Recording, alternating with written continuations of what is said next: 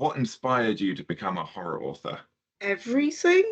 I think that, just to paraphrase, I think the horror life chose me because it was just always something I was drawn to, even as a child, with fairy stories. I'd ruminate over the malignant characters. To this day, I firmly believe if I don't get in the front door fast enough, the giant from Jack and the Beanstalk is going to be right behind me.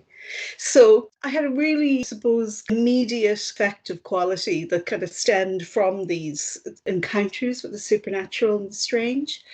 But also, it was what I was reading. When I was a tween, I was reading Edgar Allan Poe and Ray Bradbury, and Jane Eyre was one of my favorites. Yeah.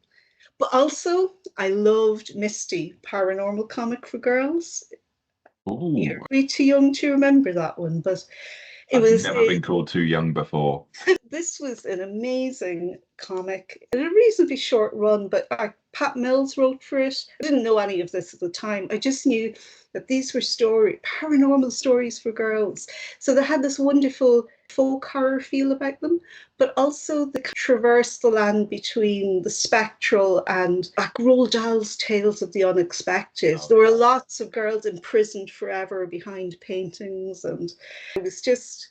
So that was really influential because horror to me was also something I wrote as a child or as a teenager, because I had a job writing short stories for local radio for a while. And that was pirate radio, so it was all very unorthodox. But basically, I would come home from school on Friday and I would write a short story and I would read it out on Saturday. So there was no such thing as fear of the blank page or anything. It was like my little Saturday job. And most of those stories were really, I'd say all of them were really terrible. But there were some terrible examples I remember that were absolute rip-offs from Misty or Roald Dahl or whatever I happened to be reading at the time.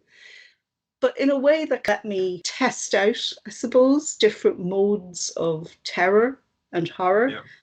And finally, I suppose, horror was what I was hearing around me as well, because I was brought up in the Irish countryside and I was really influenced by stories, especially that my grandmother told, that were to do with legends. So impossible stories that happened in real places and spaces and to real people.